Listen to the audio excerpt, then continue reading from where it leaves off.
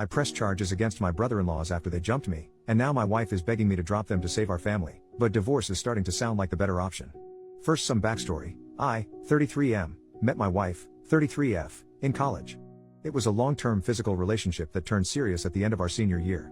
After graduation, I didn't have plans, so I decided to move to her hometown, a major southern city. I didn't know anybody, so we were together 24/7 and moved in together within a year. During this time, I met her family a few times. She had a huge extended family where her mom, Sharon, was the matriarch. Her dad died in a workplace accident, and her mom got a lot of money. She was smart and invested and is doing well. All of Sharon's siblings and nieces and nephews look to her for advice on all major life decisions. She's paid for school, weddings, and helped start businesses.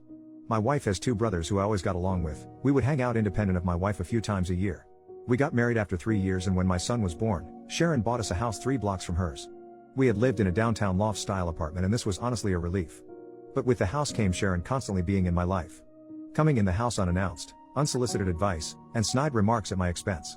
Eventually, 18 months later, we had a blow-up fight and I moved my family across town to an apartment. My wife was pissed and our relationship has deteriorated. At this point, Sharon hates me and has turned most of their family against me. I didn't see or go to any of her family events for over a year. My wife still saw her family, but because I wasn't invited and they were over 30 minutes away, it was much less. Sharon went from seeing her grandson almost every day to once a month. So her hate for me went through the roof. The incident. My wife had to work and I was asked to take my son to his cousin's birthday party. The party was at Sharon's house, and if it wasn't my son's first cousin, 6 months apart, I would have said no. It was tense the moment I walked in the house. The father of the birthday boy, brother-in-law, greeted me, but no one else spoke to me. I didn't mind and sat in the corner on my phone. This apparently pissed off Sharon because I was being rude. An argument ensues and I announce I'm leaving with my son. Sharon said, "You can go, but my grandbaby is staying." At this point I lost my cool and started cursing her out. I woke up on the front lawn. Apparently my two brother-in-laws beat the crap out of me in front of my kid. 2 of her cousins were helping me up and told me just to leave. I immediately called the police and said I was assaulted and my child was kidnapped. Police came and both brothers were arrested. Sharon lost her cool on the police and my wife drove up as her mother was being arrested for refusing to release my son. Her mom was eventually released, but her brothers were arraigned on assault charges. The father of the birthday boy had an assault charge from college, so he is facing some serious consequences. My wife is mad at everyone but asked me drop the charges. I not only refused, but also got restraining orders for all 3 of them. Her mother isn't allowed to be near our kid and her brothers have court dates early next year. Last month she moved out of the house and we are now headed for divorce. Yesterday she came with one last offer, for us to move cities and start over. But only if I drop the charges on her brothers and remove the restraining order on her mom. I told her I would think about it, but I think I would rather get divorced. I honestly want to keep my family, but I don't believe she'll ever abandon her family for me. If I drop charges now, I doubt I can bring them back later. Am I in the wrong for not trying to save my family? Edit. This blew up overnight. My wife's cousin DM'd me because she found it. She was there that day and told me to add some more context because her family is getting railed in the comments. She's right, so here are a few more things. I don't think anyone is evil in this situation. Everyone loves Sharon and her advice except me. She's not a mean person, but we are polar opposites in many ways. My wife is the baby and only girl, so I'm sure that has a lot to do with our conflict. Sharon losing her cool on the police was uncharacteristic, and even I was surprised. My wife is a great mom and partner, but her inability to be independent of her mom's influence is our issue. She is mad at her brothers and isn't talking to either at the moment. She's also mad at her mom for starting the argument and refusing to release our son. She's just trying to find a middle ground. I genuinely think she hopes a fresh start can save our marriage. Until we moved into that house, I would say our relationship was good. As far as her brothers and the assault, I remember the first hit, but I was dazed immediately. The last thing I remember was flailing like a child while getting hit a few more times. What I don't remember is my kids screaming to stop hitting my daddy and then picking me up and dropping me on the lawn like trash. I have to acknowledge that my pride hurt more than my bruises. I genuinely liked both her brothers, and to be fair, fuck you and BTCH came out of my mouth when I cursed out Sharon. I'm not 100% innocent. This is the South, so the police even said, "What did you expect to happen?"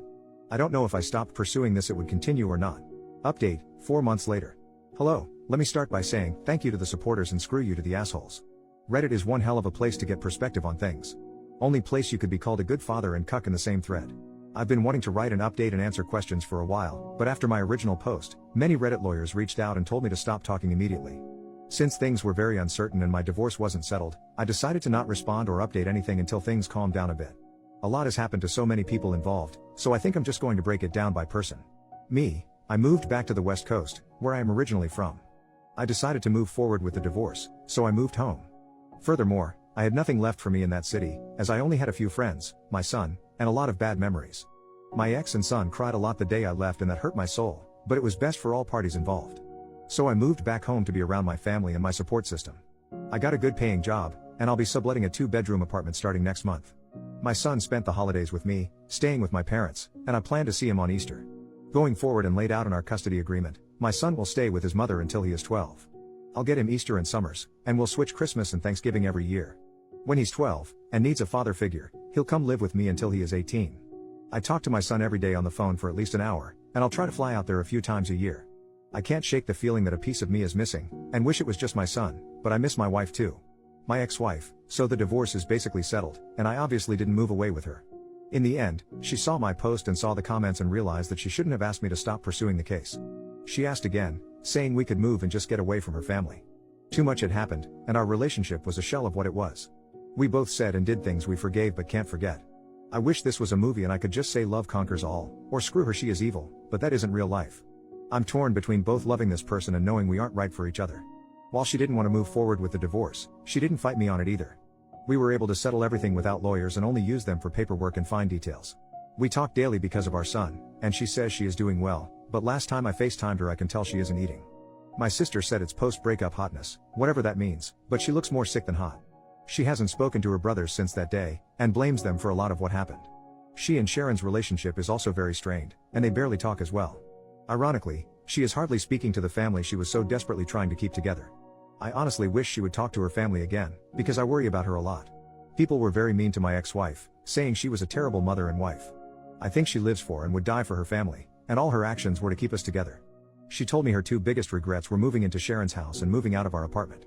Those 2 actions caused most of our problems. She is a great mother to my child and I will always have her back. The brothers, I didn't expect much as far as punishment in this case. They both plead out to a simple assault, which only had minimal consequences. Both brothers spent a night in jail, got fines and anger management. The older brother had a prior incident that I mentioned in the earlier post. It was a bar fight in his early 20s, and he hit a guy with a bottle and got an assault charge.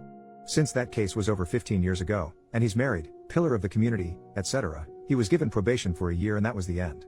Both brothers have partners in life and the oldest one is married. I've known his wife for many years, and we've always been friendly. Because of the restraining order, both spouses reached out on behalf of the brothers to speak to me. I barely knew the younger brother's girlfriend, but since I knew the wife, I spoke to her. She said both brothers regretted their decision, and she asked me to lift the restraining order and not to pursue charges. We had a brief conversation, but I simply told her I don't forgive her husband and brother-in-law, and I'm moving forward with both. As we ended the conversation, I told her not to call me again, and I haven't heard from either brother since. I don't know anything beyond what the ex tells me, and she isn't speaking to them. Sharon, so I did have it out with Sharon, and it went about as well as you can imagine. Here is a little backstory to our relationship. Let's start by saying my ex and her family are devout Christians who go to church weekly. I'm a lapsed Catholic who goes to church 3 times a year. I live a very moral and ethical life, but my belief system isn't centered on the church. Furthermore, I consider myself a moderate liberal, and their family is moderate conservatives.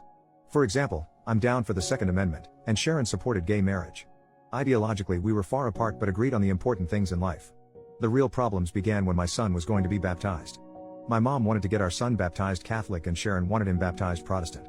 Lots of snide remarks about Catholics were said, but I let it go at the time. The ex and I decided to wait and let our son decide, which Sharon hated. When my ex started going back to church and I wasn't in attendance, that further widened the divide. Her family would go by Sharon or someone else's house after church for lunch or dinner, and I either showed up later or not at all. Every time Sharon didn't agree with the decision we made as a couple in regard to our lives, especially my son's life, she would start leaning on my wife and pressuring her behind the scenes. We would literally make a decision, and she would go to her mom's house and then come back with a different opinion. The most frustrating part is she stopped trying to talk to me at all. She would literally just call my wife and get her to change her decision. The big fight that led to us moving out was that my son wanted to play soccer and not football, but my wife's family is a huge football family. We agreed for him not to play football because he didn't want to play in our concerns about CTE. My wife comes home one day and does a 180 saying that she signed him up for football. We start arguing and Sharon comes in the house unannounced and joins the conversation, saying we decided it would be good for him. I got pissed and told them Sharon is not my son's parent and my ex shouldn't be so weak when her mom is pressuring her to do something we decided not to do. Then she said the words that sealed the deal, my opinion should matter. I bought the house. I started looking for a new apartment that night and never looked back. So when we talked, and neither of us raised our voices but it wasn't a nice conversation. I started and apologized for calling her a BTCH, and she apologized for trying to keep my son without my permission. She flat out told me she wished my daughter never met me and that I've ruined her family. That her sons have criminal records now, even though one already did, and it's all my fault. She then started crying about not seeing my son and how she lost her only daughter. I told her she was manipulative and used her money to control the family. That she only didn't like me because she couldn't control my decision like her weak-willed family. I also told her she consistently overstepped her boundaries in regard to my child and marriage, and she put her own selfish interest ahead of her daughter's happiness. After spending an hour calling each other jerks in different ways, we ended things in the same place. In the end, I told my ex her mom could see my son because Sharon loves him unconditionally, and he loves her. Call me stupid, but I think family is a big part of your upbringing. My mom isn't around him enough and every child needs a good grandma. The ex said she has been to a few family situations that were hard to avoid: wedding, funeral, Thanksgiving, but she leaves when her brothers come and my son doesn't leave her side. Sharon has seen my son and he has played with his cousin, birthday boy from Original Story, but she's keeping him from the family for the time being. My son, he's having a hard time with everything. It's not the fight, he thinks we were wrestling. He misses me a lot and cries on some of our phone calls. He's in therapy and all the sessions are about missing his dad and why we can't live together. It's been a few months, and it's slowly getting better, but we ruined his childhood and I take my share of responsibility in that. The cousin, she is my wife's first cousin, but they are more like sisters.